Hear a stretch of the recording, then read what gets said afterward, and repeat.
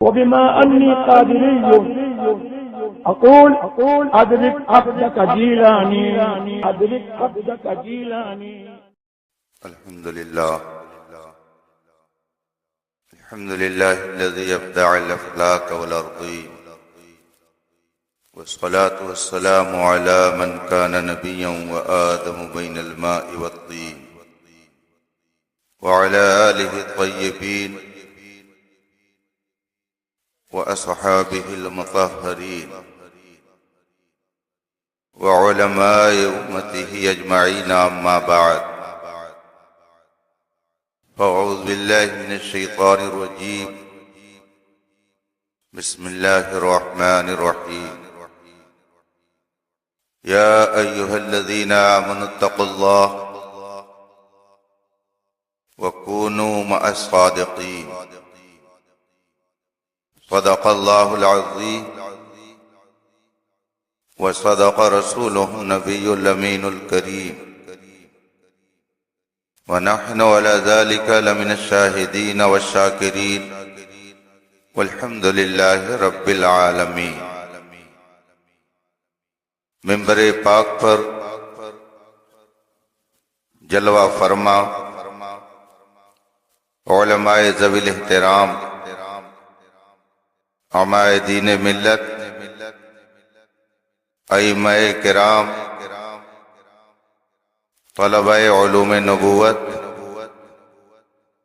حاضرین باوقار، السلام علیکم ورحمۃ اللہ تعالی وبرکاتہ.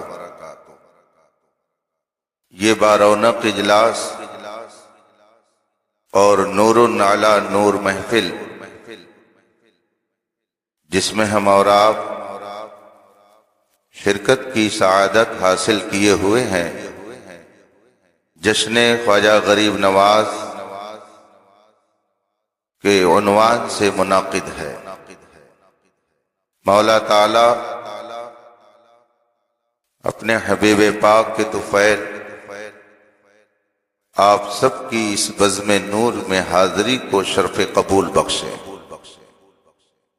آئیے مصطفیٰ جان رحمت سرور کائنات فخر موجودات علیہ تحیت و ثنا کی بارگاہ ناز میں درود و سلام کا نذران عقیدت پیش کریں اور پڑھیں. اللہم صلی علی سیدنا و مولانا محمد معدن الجود والکرم و آلہ کرام اجمعین. میری گفتگو سنجیدگی سے یوں ہی آپ سماعت کرتے رہیں، انشاءاللہ آپ کو اس سے کچھ نفع مل ہی جائے گا. خدا کا شکر ہے، اس کا کرم اور اس کا احسان ہے کہ اس نے ہمیں اور آپ کو صاحب ایمان بنایا. ہر سنی مسلمان کا بنیادی عقیدہ یہ ہے کہ کائنات کا پیدا کرنے والا ایک خدا ہے. اس میں کسی سنی کا کوئی اختلاف نہیں. بنیادی طور پر ہر ایمان والا اس بات پر یقین رکھتا ہے کہ اس کائنات کو ایک ہستی نے بنایا، اور وہ ہستی، وہ ذات ایسی ہے کہ اس سے کسی کی کوئی چیز پوشیدہ اور چھپی ہوئی نہیں ہے.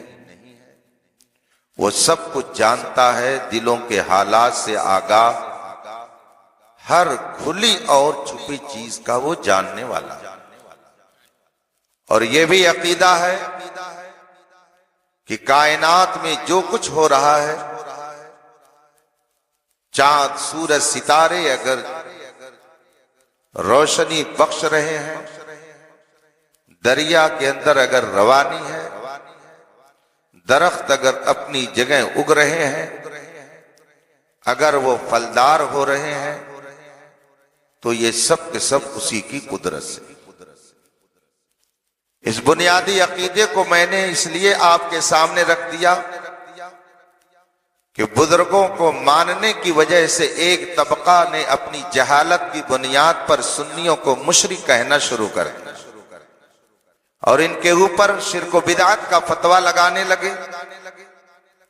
اس لیے آپ اس بنیادی عقیدے کو پھر سے ذہن نشین کریں کہ اس کائنات میں جو کچھ ہو رہا ہے وہ خدا کی مشیت اور اس کے ارادے سے ہو رہا ہے۔ قرآن کریم ارشاد فرماتا ہے ما تشاءون الا ان یشاء اللہ رب العالمین، تم کچھ نہیں چاہتے بس وہی جو خدا چاہتا ہے۔ قرآن کریم میں اللہ ارشاد فرماتا ہے فعال لما یرید، وہ جو چاہتا ہے، جو اس کا ارادہ ہوتا ہے وہ کرتا۔ ہمارا ایمان اور عقیدہ ہے کہ اس کائنات میں جس کو جو نعمت بھی مل رہی ہے سب خدا دیتا۔ قرآن کریم ارشاد فرماتا ہے وَمَا بِكُم مِّن نِّعْمَةٍ فَمِنَ اللَّهِ، تمہیں جو بھی نعمت مل رہی ہے سب خدا کی طرف سے۔ ہر سنی کا یہی عقیدہ ہے کہ جو کچھ بھی بندے کو مل رہا ہے وہ خدا دیتا ہے۔ اولاد خدا دیتا ہے، عزت دولت شہرت خدا دیتا ہے، صحت و تندرستی خدا دیتا ہے، بیماری خدا کی طرف سے ہے، مرض بھی اسی کی طرف سے ہے اور شفا بھی اسی کی طرف سے۔ ہر سنی مسلمان کا یہی عقیدہ ہے۔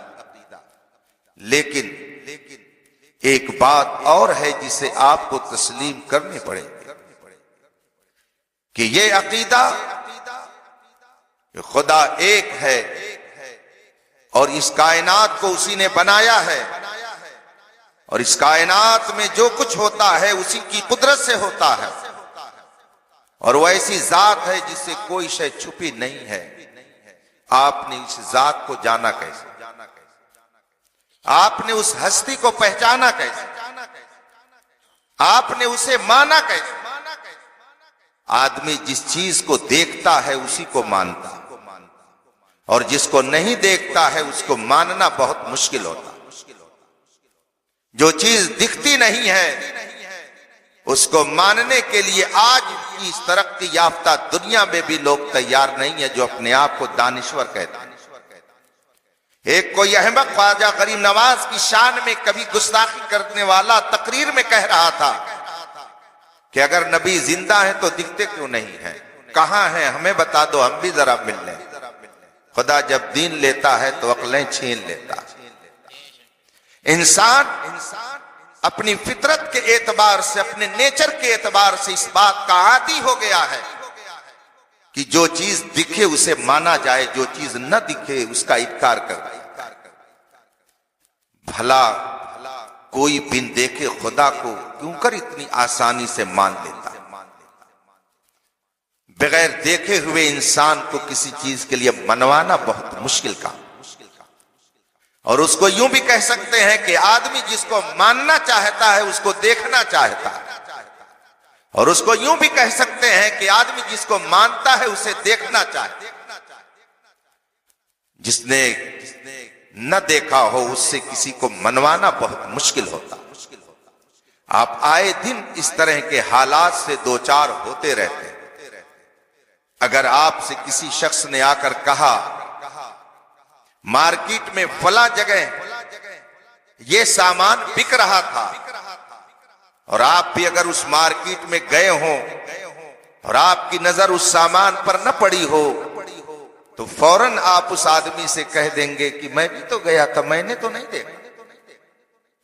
فوراً آدمی کہتا ہے میں نے تو نہیں دیکھا، کدھر وہ سامان بک رہا تھا۔ گویا دل کو اطمینان اس وقت ہوتا ہے جب آدمی کسی چیز کو دیکھ لیتا۔ ہماری اور آپ کی کیا حیثیت؟ ابو الانبیاء حضرت سیدنا ابراہیم علیہ الصلوۃ والتسلیم نے رب کی بارگاہ میں عرض کی اے اللہ رب ارنی کیف تحیی الموتى، اے میرے پروردگار مجھے دکھا دے کہ تو مردوں کو کیسے زندہ کرے گا۔ کیا حضرت ابراہیم علیہ السلام کو یقین نہیں تھا کیا انہیں اطمینان نہیں تھا؟ انہیں یقین تھا، ان کا ایمان تھا، بے شک خدا مردوں کو زندہ کرتا، مگر پھر بھی عرض کرتے ہیں رب ارنی کیف تحیی الموتى، اے میرے پروردگار مجھے دکھا دے کہ تو کیسے مردوں کو زندہ کرتا۔ اللہ تبارک و تعالی نے فرمایا اولم تؤمن، اے ابراہیم کیا تجھے یقین نہیں ہے؟ کیا تجھے میری قدرت پر اطمینان نہیں ہے؟ کیا تو میری قدرت پر ایمان نہیں رکھتا؟ قال بلا، حضرت ابراہیم علیہ السلام نے عرض کی مولا کیوں نہیں، بے شک مجھے یقین میرا ایمان ہے، ولیکن لیطمئن قلبی، میں چاہتا ہوں کہ دیکھ لوں تاکہ دل کو اور اطمینان ہو جائے۔ آدمی دیکھنا چاہتا، جس کو ماننا چاہتا اس کو دیکھنا چاہتا۔ اور یاد رکھیے گا حضرت ابراہیم علیہ السلام نے جب مطالبہ کیا اللہ تبارک و تعالی سے، انہوں نے اپنی عرض کو رکھا اللہ کے سامنے، اللہ کی بارگاہ میں، تو ادھر سے جواب مل گیا اور دکھا دیا گیا، اس لیے کہ وہ اس بات کے اہل تھے کہ ان کی بات کا جواب دیا جائے۔ لیکن آدمی اگر اپنی حیثیت سے بڑھ کر کے بات کرے گا تو اس کی زبان کبھی کبھی کاٹ لی جاتی ہے، اس لیے کہ قرآن کریم ہی میں ہے حضرت موسیٰ علیہ السلام کے ماننے والوں نے ایک موقع پر حضرت موسیٰ سے ایک مطالبہ کر دیا اور کہا ارنا اللہ جہرا، اے موسیٰ آپ کہتے ہو کہ یہ خدا ہے، آپ کہتے ہو کہ اسی کی قدرت میں یہ پوری کائنات ہے، اسی نے اس کائنات کو بنایا ہے، ارنا اللہ جہرا، اے موسیٰ اس خدا کو ہم علانیہ دیکھنا چاہتے ہیں، ہمیں دکھا دیں۔ حضرت ابراہیم علیہ السلام نے بھی رب کی بارگاہ میں کہا تھا رب ارنی کیف تحیی الموتى، اے پروردگار مجھے دکھا دے تو مردوں کو کیسے زندہ کرے گا۔ رب نے ان کی تمنا کو پوری فرمایا، اور جب حضرت موسیٰ کی قوم نے کہا ارنا اللہ جہرتا، ہمیں اللہ کو اعلانیہ دکھا دے، اے موسیٰ اگر خدا ہے تو دکھتا کیوں نہیں ہے؟ خدا ہے تو ہم سے بات کیوں نہیں کرتا ہے؟ خدا ہے تو جیسے آپ سے گفتگو کرتا ہے ہم سے کیوں نہیں کرتا ہے؟ ہم خدا کو دیکھیں گے تب مانیں گے۔ فَأَخَذَتْهُمُ الصَّاعِقَةُ بِظُلْمِهِمْ، قرآن کریم فرماتا ہے کہ اوپر سے بجلی گری اور اس کڑک نے ان کو اپنی گرفت میں لے لیا، اس لیے کہ انہوں نے یہ مطالبہ جو کیا تھا اپنی حیثیت سے بڑھ کر کے کیا تھا، اس لیے ان کی طرف سے یہ ظلم ہوا اور خدا نے ان کے اوپر عذاب مسلط کر دیا اور اوپر سے بجلی نے آ کر کے ان کو خاکستر کر دیا۔ اس سے پتا چلا کہ آدمی اگر اپنی حیثیت سے بڑھ کر کے بات کرتا ہے تو وہ خدا کی بارگاہ کا مجرم ہو جائے۔ اور یہ نظام ہمیشہ یاد رکھنا چاہیے، اگر آپ کی حیثیت ہے کہ آپ فورتھ کلاس کے ہیں تو اسی انداز سے ڈی ایم سے گفتگو کریں گے، اگر ڈی ایم کے برابر ہو کر کے گفتگو کرنا چاہیں گے فوراً آپ بارگاہ سے بھگا دیے جائیں گے۔ آج جو لوگ امام احمد رضا کی برابری کا دعویٰ کرتے ہیں انہیں پہلے اپنی حیثیت کا اندازہ لگا لینا چاہیے، میں کس حیثیت کا ہوں اور امام احمد رضا کی حیثیت کہتے ہیں۔ سبحان اللہ، سبحان اللہ۔ آدمی کو ہمیشہ اپنی حیثیت کے اندر بات کرنی چاہیے۔ کچھ لوگ ایسے ہیں جو صحابہ پر چڑھتے ہیں، کچھ لوگ ایسے ہیں جو کبھی کسی بزرگ کی شان میں گستاخی کرتے ہیں اور وہ سمجھتے ہیں کہ ہماری قابلیت ہے، ہم کو آزادی ملی ہوئی ہے۔ کچھ لوگ حضور خواجہ کریم نواز کی شان میں تبرہ کر رہے تھے، ان کا وجود پتہ نہیں کہاں چلا گیا، کہاں سے کہاں چلے گئے۔ کچھ لوگ صحابہ کی شان میں گستاخی کر رہے تھے اور کر رہے ہیں، ان کا بھی انجام لوگ اپنے ماتھے کی آنکھوں سے دیکھیں گے۔ آدمی کو اپنی حیثیت کے اندر رہ کر گفتگو کرنی چاہیے۔ صحابہ، اہل بیت، اور آپ ان کی مقابلہ آرائی کی بات کرو۔ قرآن کریم ارشاد فرماتا ہے کُلًّا وعد اللہ الحسنى، میرے مصطفیٰ کے جتنے صحابہ ہیں وہ مجھے اتنے محبوب ہیں کہ میں نے ان سب سے جنت کا وعدہ کر دیا۔ کیا ہے۔ سبحان اللہ قرآن سبحان اللہ کریم میں ان کے بارے میں فرما دیا گیا کلًا وعد اللہ الحسنى، اللہ نے محبوب کے سارے صحابہ سے جنت کا وعدہ فرما دیا ہے۔ آپ میں سے کون ہے کہ جس کے کارنامے سنہرے حرفوں سے لکھے جانے کے قابل ہوں، مگر صحابہ کی ذات یہ ہے کہ اگر وہ نہ ہوتے تو آج آپ کے گھر میں کلمہ طیبہ پڑھنے والا کوئی نظر نہیں آتا۔ منبر و محراب پر جو قال اللہ قال رسول کی صدا بلند ہو رہی ہے، یہ صحابہ کی محنتوں کا سبحان اللہ ماشاء اللہ اس کا مطلب یہ نہیں ہے بہت خوب اللہ اکبر یا رسول اللہ یا رسول اللہ حضرت سیدنا زندہ آباد ابو سعید خدری رضی اللہ تعالی عنہ ایک صحابی رسول ہیں، پیارے صحابی ہیں۔ آپ لوگ بیٹھے اپنی جگہ پر، یہ تو جیا صاحب کے لیے ہے، تشریف رکھیے تاکہ وقت بچے، وقت بہت ہی قیمتی ہے آپ کا بھی۔ بچے بیٹھ جانا، میں معذرت چاہتا ہوں، میں نے یہ بات اس لیے نہیں کہی کہ آپ لوگ آئے، منع کرتا ہے، بیٹھیے آپ۔ حضرت سیدنا ابو سعید خدری رضی اللہ تعالیٰ عنہ فرماتے ہیں کہ میں نے رسول پاک صلی اللہ علیہ وسلم کا یہ ارشاد سنا۔ میرے آقا صلی اللہ علیہ وسلم نے ارشاد فرمایا لا تسبوا اصحابی فلو ان احدکم انفق مثل احد ذهبا ما بلغ مدہ ولا نصیفا۔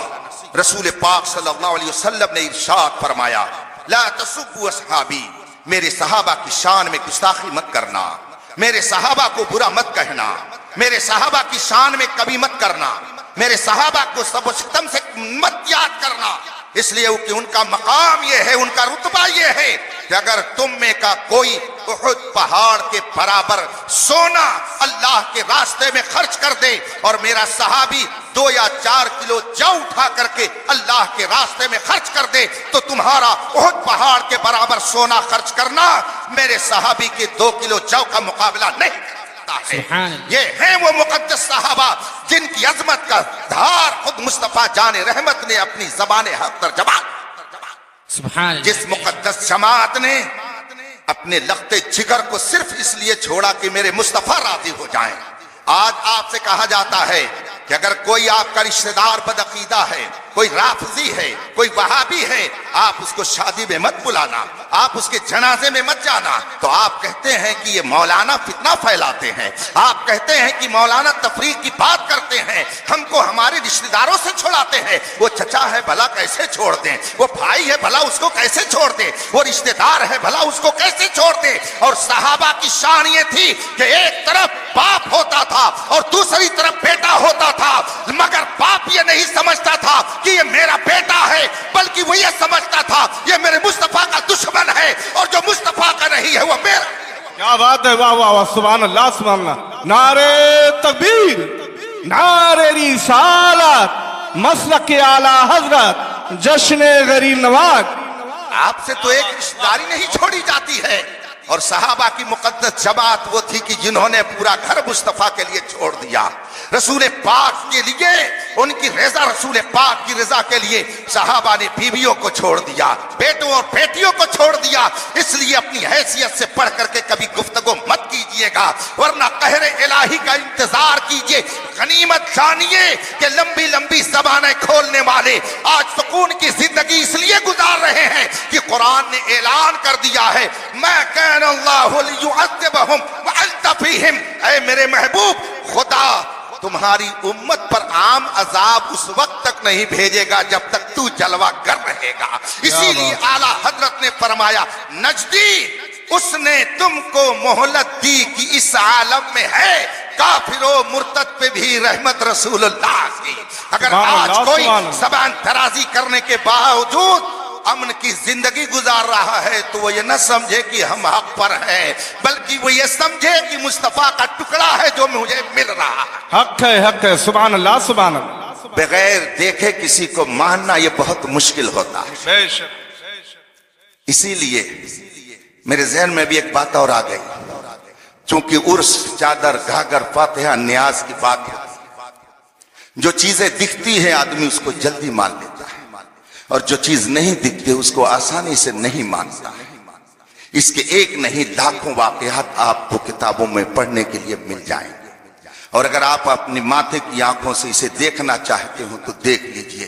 لوگ کہتے ہیں کہ بدعقیدگی بڑھ رہی ہے، رافضیت بڑھ رہی ہے، وہابیت بڑھ رہی ہے، دیوبندیت بڑھ رہی ہے. کیوں بڑھتی ہے؟ اس کے بہت سارے اسباب، اس کی بہت ساری وجہیں ہیں، مگر میری سمجھ میں ایک اور وجہ ہے.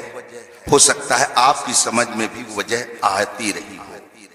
جو چیز دکھتی ہے آدمی اس کو جلدی سے مان لیتا ہے، جو چیز نہیں دکھتی ہے اس کو آسانی سے نہیں مانتا ہے. اب ایک سنی جس کو گمراہ کرنے کے لیے کسی نے پلان بنا لیا ہو، اب کہتا ہے کہ چلو ذرا اجمیر چلا جائے، چلو ذرا کچھوچا چلا جائے، چلو ذرا بہرائچ چلا جائے. اب وہ بدعقیدہ اس سنی کو جس نے دام تصویر میں لانا چاہتا ہے، جسے اپنا ہم خیال بنانا چاہتا ہے، جسے بدعقیدہ بنانا چاہتا ہے، اسے محبت کے ساتھ وہ لے گیا بہرائچ شریف، لے گیا اجمیر شریف، لے گیا فلاں جگہ، لے گیا فلاں جگہ، لے گیا دیوا شریف. اور اس کے بعد میں اس نے گھمایا، کہا دیکھو اچھا یہ بھی ہو رہا ہے نا، ہاں یہ بھی ہو رہا. کیا ہو رہا ہے؟ یہ عرس ہے، دیکھ رہے ہو نا عرس کے موقع پر. یہ دیکھو یہ عرس کے موقع پر یہاں سرکس ہو رہا ہے. تھوڑی دور اور گئے تو دیکھا یہاں دیکھو عرس کے موقع پر دیکھو یہ رقص ہو رہا ہے. تھوڑی دور اور آگے بڑھے تو کہا دیکھو نا یہ دیکھو عرس کے موقع پر یہ فلاں کام ہو رہا ہے. اس کے بعد میں اندر گئے تو دیکھو یہ دیکھو کیا ہو رہا ہے، یہ دیکھو مزاروں کو یہاں پہ سجدہ کیا جا رہا ہے. یہ سب دکھانے کے بعد اب کہتا ہے بتاؤ کیا یہ اسلام ہے؟ کیا یہ سنیت ہے؟ کیا یہ بریلویت ہے؟ اگر یہ بریلویت ہے تو بتاؤ یہ کیسے سچائی پہ ہو سکتی ہے؟ اب جب یہ چیزیں وہ دیکھتا ہے تو اس کا ماتھا ٹنکتا ہے، کہتا ہاں بات تو صحیح کہہ رہے ہو. اب اس نے ساری چیزوں کو دکھا دیا، لے گیا دیوا شریف. آیا موقع، کہا دیکھو یہ حضرت سیدنا حاجی وارث علی شاہ رحمت اللہ تعالیٰ علیہ کا آستانہ ہے، ذرا اندر گھس جاؤ. اندر گھسا تو دیکھا بڑی بڑی تصویریں مزار شریف کے اندر لگی ہوئی ہیں. اب ان مزار کے اندر کی ان تصویروں کو وہ دکھاتا ہے، اور جب باہر نکلتا ہے کہتا ہے دیکھو تمہیں یاد ہوگا کہ جب رسول پاک صلی اللہ علیہ وآلہ وسلم نے مکے کو فتح کیا تو آپ نے پہلے صحابہ سے فرمایا کہ جاؤ خانہ کعبہ کی دیواروں پر جو تصویریں بنی ہیں ان کو وہاں سے تم پھینک دو، صاف کر دو. جب صاف کر دو گے تب میں خانہ کعبہ میں جاؤں گا. گویا رسول پاک تو خانہ کعبہ کے اندر بھی تصویر کو پسند نہیں فرماتے ہیں. اور یہ کیسی سنیت ہے کہ مزار کے چاروں طرف تم تصویر لٹکائے ہوئے ہو؟ بتاؤ یہ کیسی سنیت ہے؟ اگر یہ سنیت ہے تو بتاؤ رسول پاک نے جو عمل کیا تھا وہ کیسا تھا؟ اب یہ چیز جب آدمی کو دکھایا جاتا ہے، یہ چیزیں دکھائی جاتی ہیں تو فوراً اس کے ذہن میں بات آ جاتی ہے اور وہ ادھر سے کھسکنا شروع ہو جاتا ہے. اب خبر ملی مولانا قاری نثار مصباحی صاحب کو کہ یہ تو بدعقیدہ ہوتا جا رہا ہے. اب اس کو بلاتے ہیں اور کہتے ہیں تمہیں نہیں معلوم ہے؟ ارے انہوں نے اپنی کتاب میں یہ لکھا ہے، انہوں نے اپنی کتاب میں وہ لکھا ہے. تو اب وہ جواب دیتا ہے حضرت کیا لکھا ہے ہم تو نہیں دیکھتے ہیں، لیکن جو دیکھ کر کے آیا ہے وہ ہم بتا رہے ہیں. نتیجہ یہ ہوتا ہے کہ وہ دیکھ کر کے آنے کی بنیاد پر بدعقیدہ ہو جاتا ہے، اور آپ جو بتا رہے ہیں اسے دکھ نہیں رہا ہے، اس لیے وہ آسانی سے تسلیم نہیں کرتا ہے. اس لیے ضرورت اس بات کی ہے کہ ان کی باتیں بھی لوگوں کو بتائی جائیں، ان کی کتابیں بھی لوگوں کو دکھائی جائیں. یہ اس لیے تاکہ لوگ حق اور باطل کو جانیں، اس لیے نہیں کہ فتنہ پھیلایا جا رہا ہے، اس لیے کہ نبی کا سچا دین کیا ہے اسے آپ تک پہنچایا جائے، اور کفر اور الحاد کیا ہے اس سے آپ کو بچایا جائے. اب اگر اس نے لے جا کر کے ایک سنی صحیح العقیدہ کو ان ساری چیزوں کو دکھانے کے بعد کہا کہ یہ بریلویت ہے، ہم قاری نثار کے پاس کوئی آئے گا تو یہ بھی بتائیں گے سنو سنو یہ بریلویت نہیں ہے، یہ بدعقیدگی اور بدعملی ہے. بدعقیدگی سچی کیا ہے مجھ سے سنو.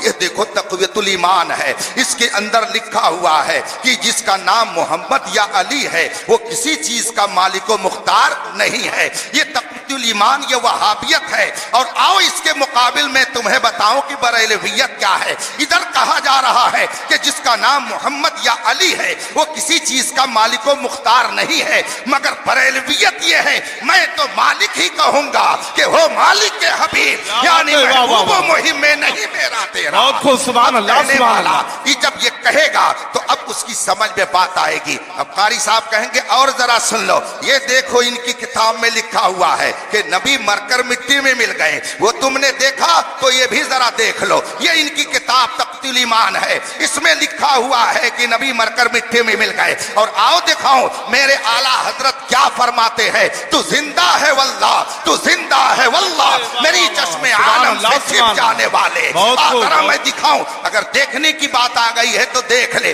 یہ دیکھ حفظ الایمان ہے، اس میں مولوی اشرف علی تھانوی نے لکھا ہے کہ نبی کا علم غیب جیسا ہے جانوروں کا ایسا ہے، مگر ادھر دیکھ امام احمد رضا کیا بتاتے ہیں کہ اور کوئی غیب کیا تم سے نہیں ہو بھلا، جب نہ خدا ہی چھپا تم پہ کروڑوں۔ سبحان اللہ، سبحان ادھر کہنے والا یہ اپنی زبان سے کہہ رہا ہے یا رسول اللہ مت کہو یہ شرک ہو جائے گا، مگر بریلی والے تم کو بتاتے ہیں غیظ میں جل جائیں بے دینوں کے دل، یا رسول اللہ کی کثرت کیجیے۔ ادھر سے کہنے والے کہہ رہے ہیں کہ نبی کچھ نہیں دے سکتے، وہ تو دنیا سے چلے گئے، مگر ادھر سے بتایا جا رہا ہے کون دیتا ہے، دینے کو منہ چاہیے، دینے والا ہے سچا ہمارا۔ سبحان اللہ، سبحان نعرے تکبیر، نعرے رسالت، جشن غریب نواز، مسلک اعلیٰ حضرت۔ اب بتائیے دکھانے کی ضرورت ہے کہ نہیں؟ دکھانا چاہیے کہ نہیں دکھانا چاہیے؟ کیا بات ہے، واہ واہ، سبحان اللہ، سبحان تصویر کا، سکے کا اگر ایک رخ دیکھیں گے تو گڑبڑی ہو جائے گی، جب دونوں رخ دیکھیں گے تو انشاءاللہ گڑبڑی سے آپ بچے رہیں گے۔ آدمی جس کو دیکھتا نہیں ہے اس کو جلدی مانتا نہیں ہے۔ اسی لیے ایک موقع پر ایک بہت بڑا تحریہ اعلان کر بیٹھا اور اس نے کہا کہ اگر خدا ہے تو کوئی مسلمان آئے ثابت کرے، وہ دکھائے، ہم کو دلیلیں بتائے کہ خدا ہے۔ چیلنج کر دیا اس نے، منکر تھا، تحریہ تھا، بے دین تھا، خدا کے وجود کو نہیں تسلیم کر رہا تھا اور کہتا تھا خدا کوئی چیز نہیں ہے، کوئی ہو مسلمان میدان میں آئے اور اس کا جواب دے۔ مگر نہ کوئی ساہوکار گیا، نہ کوئی ڈاکٹر گیا، نہ کوئی پروفیسر گیا، نہ کوئی انجینئر گیا، نہ کوئی مہندس گیا، نہ کوئی وکیل گیا، نہ کوئی بیرسٹر گیا۔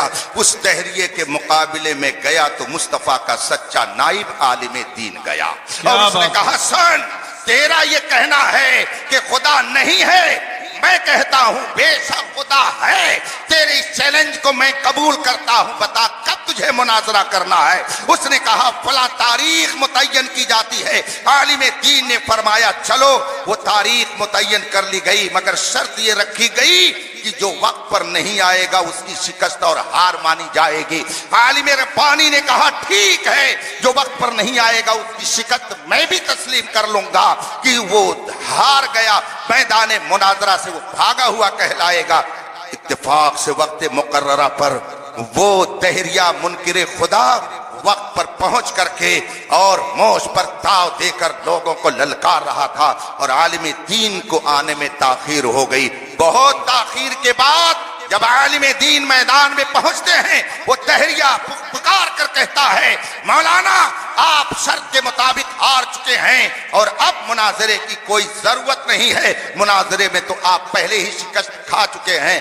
عالم دین نے سنجیدگی سے کہا ایسا کیوں کہہ رہے ہیں؟ کہا یاد نہیں ہے شرط یہ تھی کہ جو وقت پر نہیں آئے گا اس کی ہار مانی جائے گی، آپ وقت پر نہیں آئے اس لیے آپ کو ہار ماننا چاہیے اور آپ جائیے یہاں سے، مناظرہ آپ ہار چکے ہیں۔ مگر اس عالم دین نے بڑی متانت اور سنجیدگی سے گفتگو کا آغاز فرمایا اور ارشاد ہوتا ہے جناب کوئی عذر کیا سنا جا سکتا ہے؟ اس نے کہا اگر کوئی عذر قابل قبول ہوگا تو سنا جائے گا۔ عالم ربانی نے فرمایا کیا بتائیں، ہم جس راستے سے آ رہے تھے وہاں ایک ندی پڑ گئی اور اس ندی کو پار کر کے ادھر ہمیں آنا تھا، مگر بہت دیر تک ہم وہاں انتظار کرتے رہے اور کوئی کشتی ہمیں نہ ملی، اس وجہ سے تاخیر پر تاخیر ہوتی گئی۔ بالآخر میں نے کیا دیکھا، وہاں लकड़ियों के चंद टुकड़े इकट्ठा हो गए। और फिर मैंने क्या देखा कि वो पटरे की शक्ल में चिर गए। फिर मैंने क्या देखा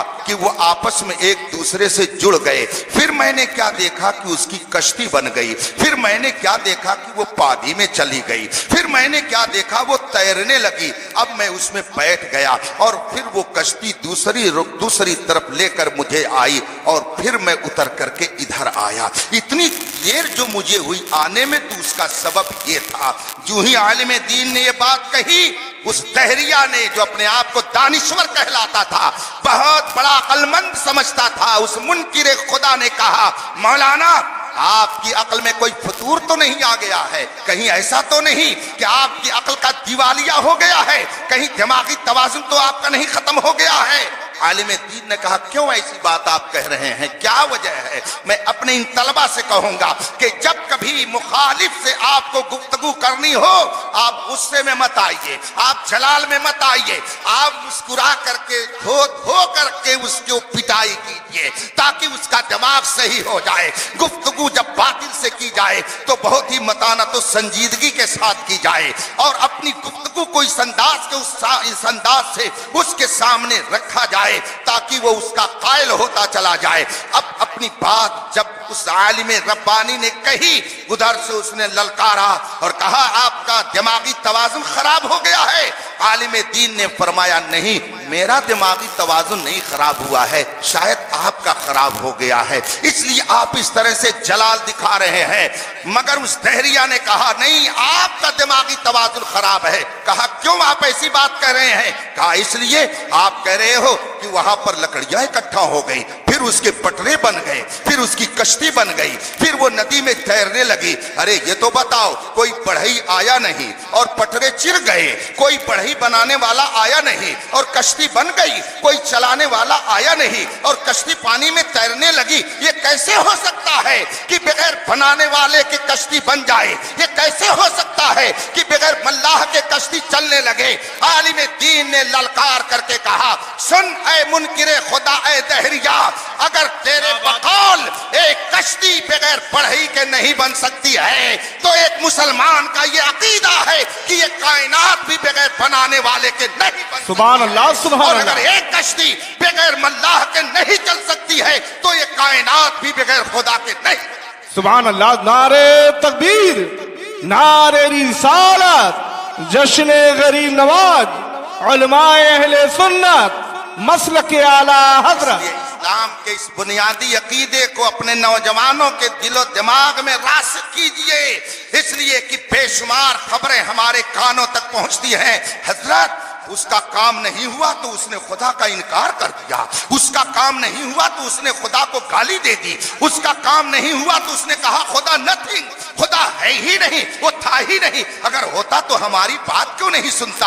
अभी तकरीबन 4 महीना पहले की बात है, मेरे गरीब खाने पर, चूंकि मैं अपने जिले का हुजूर ताजुश शरिया की तरफ से मुंतखब काजी हूं, तो कभी कभी इस तरह के मसाइल भी सामने आते हैं। जोड़ा एक आया, साथ में उनके वालिदैन भी थे। मैंने कहा, क्या मसला है? कहा, 2 साल पहले इनकी शादी हुई और ऐसा ऐसा मामला हुआ, माशी एतबार से ये परेशान हुए। उस परेशानी में जब इनको कहीं से कुछ इनकम न मिली तो इन्होंने खुदा को गाली देना शुरू कर दी और कहा, अगर खुदा होता तो मुझे इनकम क्यों नहीं कराता है? अगर वो है तो मुझे पैसे क्यों नहीं आते हैं? मैं नमाज पढ़ता था, अब नहीं पढ़ूंगा, मैं ये करता था, मैं अब ये नहीं करूंगा। 1.5 साल पहले इन्होंने ऐसी बातें कही हैं और अभी 2 महीना पहले बीवी से झगड़े में इन्होंने तलाक दे दी है। इसलिए ये मसला आपके सामने लाया गया। मैंने लड़के से पूछा कि तूने ये सब बातें कही है? कहा, हाँ मैंने कहा है। मैंने लड़की से पूछा, क्या तुमने उस वक्त भी ये सुना था? कहा, हाँ मैंने उस वक्त भी ये सुना था। इसने इस तरह की बातें की थी, खुदा की शान में गुस्ताखी इसने की, गाली दी थी, पैसे की बात थी और इसने कहा वो मेरी सुनता क्यों नहीं? अगर होता तो जरूर सुनता। इसलिए नमाज से कोई फायदा नहीं, उसको मानने से कोई फायदा नहीं। इसने उस वक्त भी इस तरह की बात कही थी। हमने कहा, जब उस वक्त इसने इस तरह की बात कही थी تو تمہیں فوراً ہی عالم دین سے رابطہ کرنا چاہیے تھا. کہا مجھے نہیں معلوم. میں نے کہا اسی وقت کفر کی بنیاد پر تو اس کے نکاح سے نکل چکی تھی. اب اس کے بعد 1.5 سال تک تو بیوی بن کر کے رہی, یہ زناکاری ہوتی رہی. پہلے توبہ کر پھر آگے کا مسئلہ بتایا جائے گا. عالم دین سے رابطہ نہیں رہے گا تو زندگی بھر ایسا ہو سکتا ہے کہ آدمی زنا میں مبتلا رہے اور اسے پتہ بھی نہ چلے کہ ہمارے گھر کے اندر کیا ہے. اس لیے رفیقان محترم, آج جو ہمارے نوجوانوں میں دین بیزاری کا جذبہ پیدا کیا جا رہا ہے, خدا سے دور کرنے کا اور دین سے الگ کرنے کی جو تحریک چلائی جا رہی ہے, اسے بہت سنجیدگی سے لینے کی ضرورت ہے. سونا جنگل رات دھیری چھائی بدلی کالی ہے. سبحان اللہ, سبحان اللہ. جاگتے رہیو چوروں کی. سبحان اللہ, سبحان اللہ. بہت خوب, کیا بات ہے, کیا بات ہے, واہ واہ واہ. سبحان اللہ. سمجھ میں آ رہی ہے نا. کبھی کبھی اپنا بھی قصور دیا کیجیے. خدا ہے تو سنتا کیوں نہیں ہے؟ خواجہ صاحب کی کیوں سن لیتا ہے؟ غوث پاک کی کیوں سن لیتا ہے؟ اعلیٰ حضرت کی کیوں سن لیتا ہے؟ آپ کی نہیں سنتا ہے تو آپ کو سوچنا چاہیے کہ کہیں میری آواز دب تو نہیں رہی ہے. آپ کی اگر نہیں سنتا ہے تو کہیں ایسا تو نہیں کہ آپ صحیح ڈھنگ سے اپنی بات کہہ نہیں پا رہے ہیں. کیا آپ نے یہ نہیں سنا؟ مثال آپ نے یہ نہیں پڑھی ہے؟ اگر نہیں سنی اور پڑھی ہے تو میں سنا دیتا ہوں, بات بہت لمبی ہو جائے گی. جو کارتوس ہے, کارتوس کا کام ہے کہ وہ اگر ریوالور میں رکھ کر کے بندوق میں رکھ کر کے چلائی جائے تو سامنے والے کا کام تمام. لیکن اگر آپ اس کارتوس کو, اس LG کو, جو بھی کہہ لیجیے, تو گلیل میں رکھ کر کے ایسے ماریں گے, کتنے لوگوں کی جان جائے؟ قاری صاحب کہہ رہے ہیں ایک کی بھی نہیں جائے. تو بتائیے قصور کیا اس کارتوس کا ہے, اس LG کا ہے؟ وہ تو پہلے بھی اپنے کام کرنے کے لیے تیار اور اب بھی اپنا کام کرنے کے لیے تیار, مگر جہاں سے اس کو نکلنا چاہیے وہ محل صحیح, وہ محل صحیح اس کو نکلنا چاہیے تھا ریوالور سے, اس کو نکلنا چاہیے تھا بندوق سے, اس کو نکلنا چاہیے تھا کسی اور سے, مگر آپ نے اس کو نکالا گلیل سے. اس کا محل گلیل.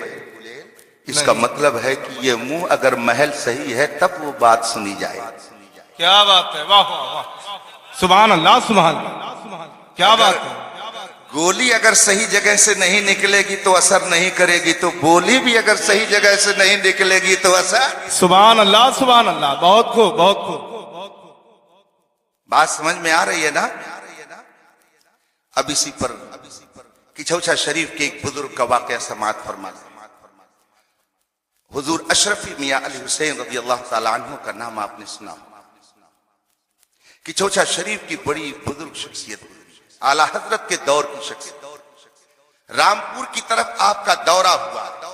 نواب رامپور جو اس وقت موجود تھا وہ علماء کا عقیدت مند تھا, مشائخ سے محبت کرنے والا تھا.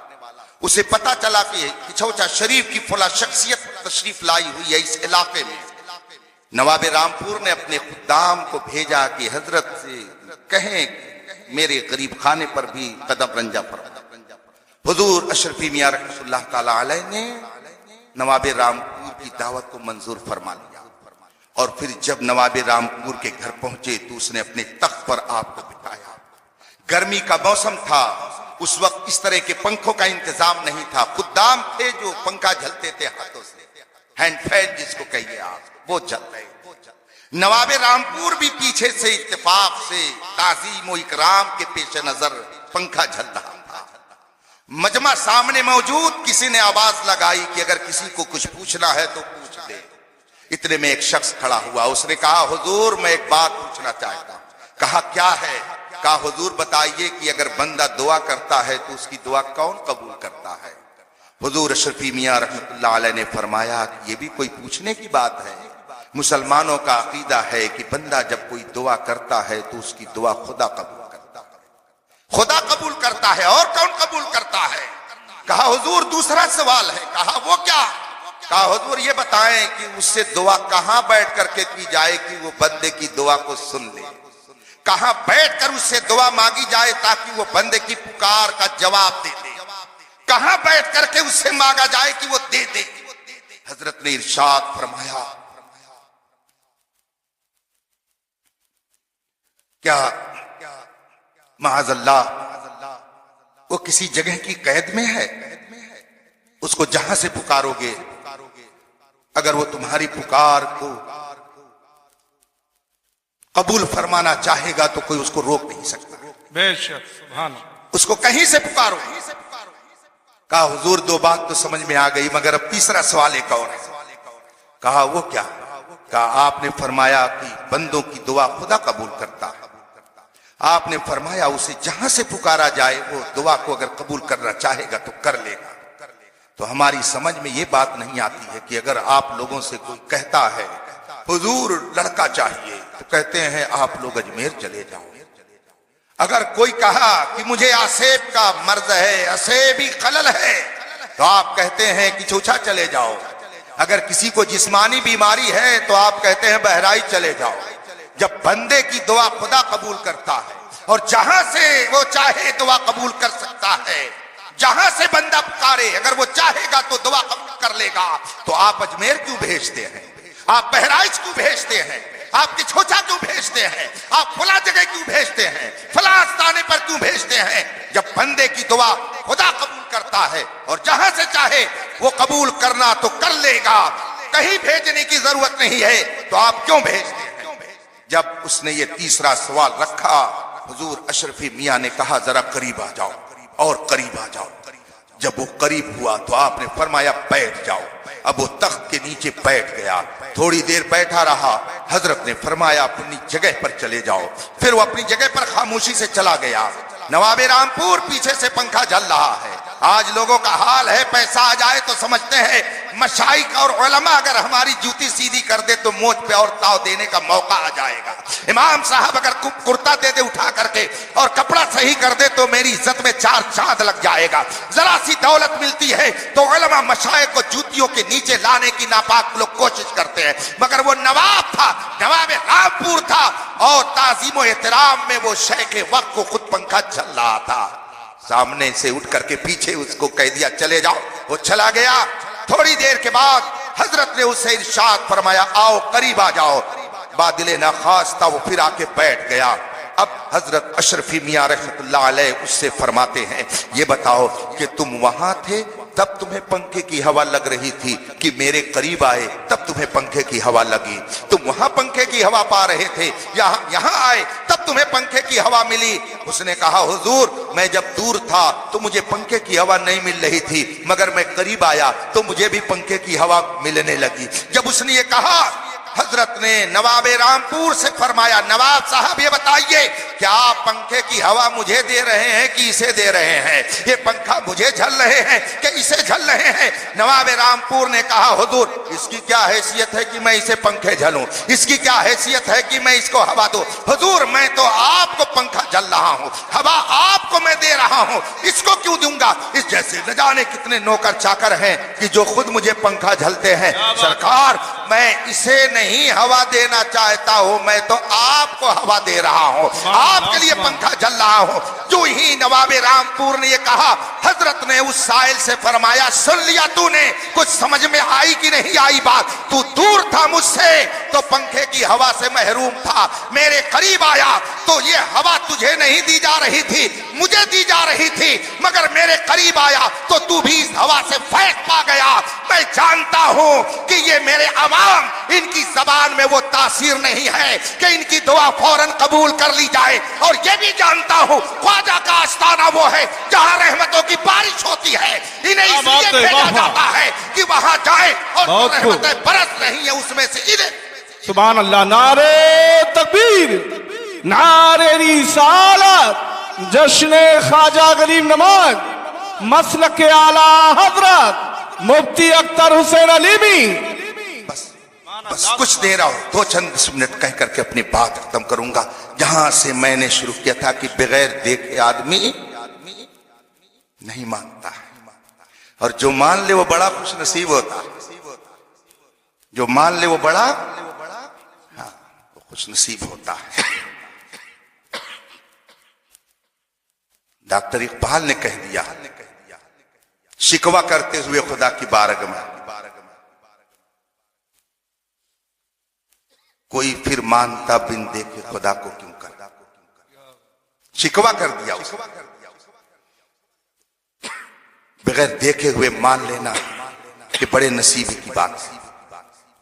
अल्लाह को ये मालूम कि मेरे बंदों की फितरत है कि जिसको देखते हैं उसे मानते हैं। मेरी कुदरत को ये ऐसे नहीं मानेंगे, मेरे इल्म को ये ऐसे नहीं मानेंगे। जब तक ये देखेंगे नहीं तब तक ये मेरी कुदरत का इकरार नहीं करेंगे। जब तक देखेंगे नहीं तब तक ये मेरे इल्म का एतराफ नहीं करेंगे।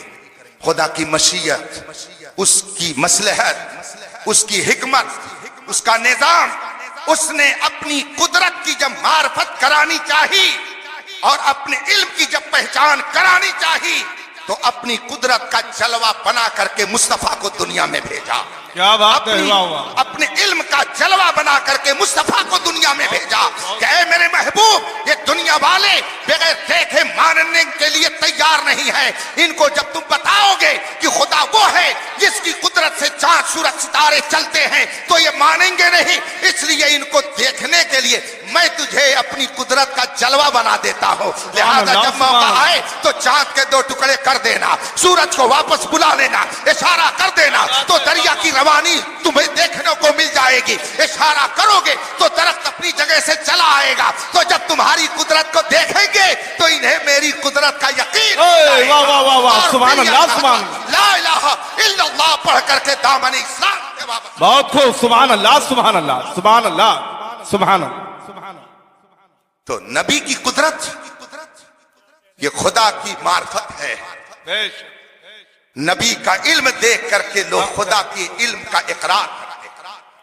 क्या आपने नहीं ये सुना कि जंगे बद्र में मक्के से जो लोग रसूल पाक के नूरानी काफिले को नीस्तो नाबूद करने की नीयत से चले थे और मक्के के जिन लोगों ने ये चाहा था कि मदीना पहुंच करके हम इस्लाम का तहस नहस कर देंगे, मक्के के उन लोगों में हजरत अब्बास जो रसूल पाक के सगे चचा हैं, जो उस वक्त मुसलमान नहीं हुए थे, वो भी आए हुए। मगर अल्लाह की शान, इन्ना फतहना लका फतहम मुबीना का जलवा मुसलमानों ने माथे की आंखों से देखा। और जितने शरीर वहां के थे उनका क्या अंजाम हुआ वो सब उलमा से आप सुनते रहते हैं। मगर जो कैदी बनाए गए उन कैदियों में रसूल पाक के चचा हजरत अब्बास, हुजूर के सगे चचा, मक्के से मदीने पर हमला करने के लिए आए हैं और वो भी बंदी बनाए गए, कैदी बनाए गए। जब मदीने में कैदी लाए गए, रसूल पाक ने सहाबा से इरशाद फरमाया, इनके बारे में तुम लोगों की क्या राय है? सहाबा ने अलग अलग राय दी और जब रसूल पाक ने सबकी रायों को समाअत फरमा लिया तो इरशाद फरमाया, ठीक है, उस पर अमल के लिए गौर किया जाएगा, मगर ये मेरे चचा हैं अब्बास, इनको इन सजाओं से अलग रखो। इनसे कह दो कि पैसा इतना फिदिये में दे दे और इनको छोड़ दिया जाए, इनको कत्ल का मुंह न देखना पड़े। ये मेरे चचा हैं, मेरे सगे चचा हैं, अब्बास हैं। इनसे कहो कि इतना पैसा दे और फिर यहां से इनको छोड़ दिया जाएगा। जब ये बात हजरत अब्बास से कही गई, आपने रसूल पाक से आकर के अर्ज किए, मेरे भतीजे, मैं तुम्हारा चचा हूं, तुमने मेरे लिए ये लगा दिया कि इतना पैसा, इतनी रकम दो, इतना सोना दो, तब तुम्हें छोड़ा जाएगा। ये मेरे भतीजे, ये तो बताओ कि मैं इतनी रकम कहां से लेके आऊंगा? तुम जानते हो मेरे पास कुछ नहीं है, मैं फिदिये में क्या दूंगा? जो ही हजरत अब्बास ने ये कहा, मेरे आका सल्लल्लाहु अलैहि वसल्लम इरशाद फरमाते हैं, चचा जी ये बताइए, जब घर से चल रहे थे, मक्के से जब आप निकल रहे थे, तो घर में आपने पैक करके चची जान को क्या दिया था? जरा वो तो बता दीजिए, क्या दिया था आपने, वो तो बताइए। जितना सुनना था कि हजरत अब्बास की आंखों में आंसू आ गए और कहा, मेरे भतीजे, जब मैं मक्के से चलने लगा था तो मैंने अपनी बीवी तुम्हारी चची को बंद करके सोना दे करके आया था, और उस सोने को जब मैंने दिया था तो मेरे और बीवी के अलावा तीसरा कोई वहां नहीं था। मक्के में जो काम हो रहा है, मदीने में बैठ करके जो जान ले, वो आम इंसान नहीं है, बेशक वो खुदा का नबी है। अशहदु अल्ला इलाहा इल्लल्लाह व अशहदु अन्ना मुहम्मदन अब्दुहु। नारे तकबीर, नारे रिसालत जश्न ख्वाजा गरीब नवाज मसलक आला हजरत। नबी के इल्म को देख करके बताइए खुदा के इल्म को तस्लीम किया कि नहीं तस्लीम किया? इसका मतलब है कि नबी अपनी कुदरत दिखाता है खुदा की पहचान के लिए, नबी अपने इल्म का जलवा दिखाता है खुदा की मार्फत के लिए। ऐ नजदियों, तुम नबी की कुदरत का इनकार करके गोया खुदा की मार्फत से रोकना चाहते हो। सुभान अल्लाह, सुभान अल्लाह। हम रुकने वाले नहीं हैं, इसलिए कि इमाम अहमद रज़ा ने कहा है तेरे गुलामों का नक्शे कदम है राह खुदा, वो क्या बहक सके जो ये सुराग। नारे तकबीर, नारे रिसालत, मसलके आला हजरत हजरत अल्लामा मुफ्ती अख्तर हुसैन साहब किबला हुजूर ताजुल फुक़हा। वाह वाह वाह, सुभान अल्लाह। अरे जवाब नहीं है तो मुबारक हो माशाअल्लाह, वाह। और फिर अल्लाह को यह भी मालूम है कि एक दिन बहुत सारे गुरु घंटाल और पैदा होंगे। अल्लाह को इसका भी इल्म है कि कलमा पढ़ेंगे मगर गुरु घंटाली दिखाएंगे और कहेंगे कि नबी के अंदर कुदरत नहीं, हमने तो देखा नहीं, नबी के अंदर इल्म गैब नहीं, हम क्या जाने। तो अल्लाह ने उनका भी इंतजाम फरमा दिया, उनका भी इंतजाम कर दिया कि अगर तुम्हें खुदा की कुदरत को देखना है तो नबी की कुदरत को देखो, और अगर नबी की कुदरत को पहचानना है तो गौसो ख्वाजा की कुदरत को देखो। वाह वाह। खुदा की कुदरत को पहचानने के लिए नबी की कुदरत को देखो, और नबी की ताकत और नबी के पावर को, नबी के इल्म को पहचानने के लिए गौसो ख्वाजा और रजा के इल्म को और कुदरत को देखो। जब जरूरत पड़ी तो सूरज के 2 टुकड़े किए गए और अल्लाह की मार्फत कराई गई, और जब नबी की कुदरत को पहचान कराने की बात आई तो ख्वाजा गरीब नवाज ने अना सागर को एक प्याले में इकट्ठा करके ये बता दिया कि जब उनके गदा भर देते हैं शाहाने ज़माना की झोली, मुहताज का जब ये आलम है, मुख्तार का आलम क्या होगा। अरे बीच से खड़ा हो जाए कोई नारद लगाए भाई, ए खड़े हो जाओ, लगाओ लगाओ माशाल्लाह, खड़े होकर लगाओ। वाह वाह। ताजुल शरिया, ताजुल शरिया, वाह। हम वाह। इसीलिए बुजुर्गों ने फरमाया है अल विलायतु जिल्लुन नबुव्वत वन नबुव्वतु जिल्लुल उलूहियत। बुजुर्गों ने फरमाया है विलायत क्या है? ये जलवे नबुव्वत है। क्या कहने, वाह। जलवे नबुव्वत को अगर देखना है तो जलवे विलायत को देखो। अगर किसी नबी की पहचान चाहिए तो वली को पहचानो, और अगर खुदा को पहचानना है तो नबी की कुदरत को पहचानो। ये सिलसिला है, ये सिलसिला कयामत तक चलेगा। ला यदुर्रुहुम मन खालफहुम हत्ता याती अम्रुल्लाह। मुखालफत करने वाले ऐसों की मुखालफत करते रहेंगे, कयामत आ जाएगी मगर उन सच्चे लोगों का कोई कुछ बिगाड़ नहीं सकता है। हुजूर ख्वाजा गरीब नवाज नबी की कुदरत का जलवा बन करके आए, इसीलिए अगर कोई पहाड़ फेंक रहा है तो इधर से इशारा किया जा रहा ठहर, और बताया जा रहा है कि मैं नबी नहीं हूं, नबी का उम्मती हूं, नबी का लाडला हूं, नबी का प्यारा हूं, उनके खूनी रिश्ते में हूं। मेरे अंदर जब ये ताकत है तो नबी को भी तस्लीम कर लेगी, इसलिए मेरी ताकत उन्हीं का अक्स जमीन है। बात समझ में आ रही कि नहीं आ रही? इसलिए न वलियों से बिदकिएगा न उलमा से बिदकिएगा। हुजूर ख्वाजा गरीब नवाज रज़ी अल्लाह ताला अन्हु ने तीर नहीं चलाई, तलवार नहीं चलाई, ये सच है, मगर किरदार की तलवार ऐसी चलाई कि गर्दन तो नहीं कटी मगर दिल के न जाने कितने भागीने इधर से उधर हो गए। लोग कहते हैं मार मार करके मुसलमान बनाया। वाह भाई सुभान अल्लाह। मार मार करके जिस तालिब इल्म को उस्ताद पढ़ाता है ना, जहां उस्ताद इस्तिंजा खाने की तरफ गया तो शागिर्द भी दूसरे इस्तिंजा खाने में घुस जाता। मार मार करके पढ़ाने से देहाती मसल है कि बाने बनिया बाजार बोलते हैं ना डॉक्टर साहब, मैं गलत तो नहीं कह।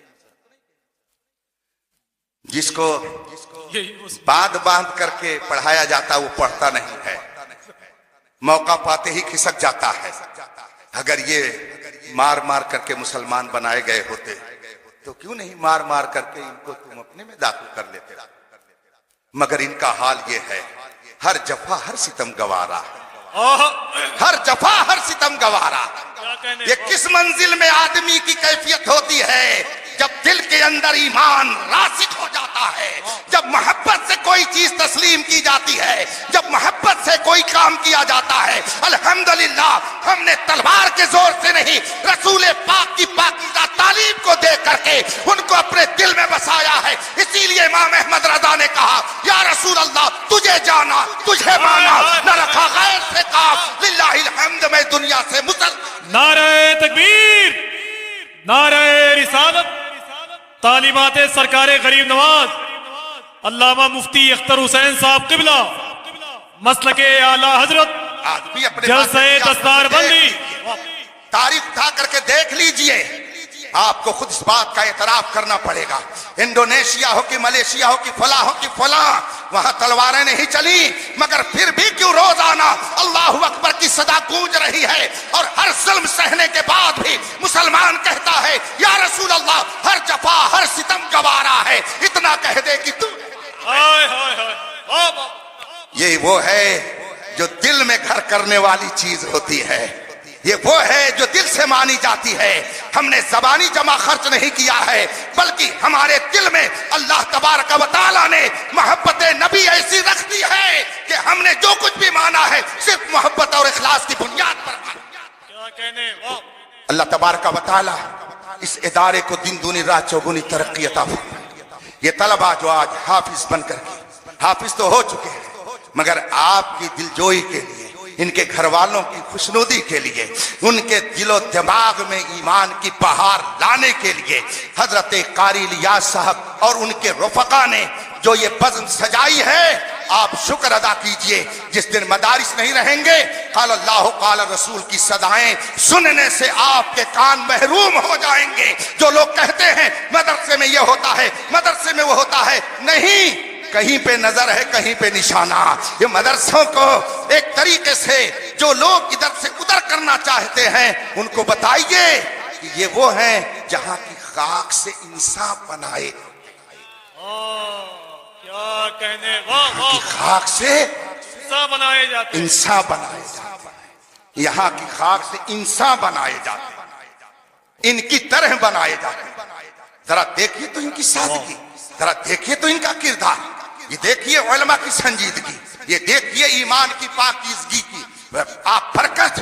اگر کہیں ہوا کا تھوڑا مجمع ہوتا ہے کتنا شور و غل ہوتا ہے، ادھر سے سیٹی بجتی ہے ادھر سے ہوا کی آواز آتی ہے، مگر باہر میرے خواجہ تو نے کیسی تعلیم دی ہے، رات کے اس وقت میں تیرے پیارے مصطفیٰ کی بات سننے کے لیے کتنا پاکیزہ ماحول بنا ہوا ہے، ایسا لگتا ہے کہ نور کی بارات چلی آئی۔ وآخر دعوانا الحمدللہ رب العالمین، السلام علیکم۔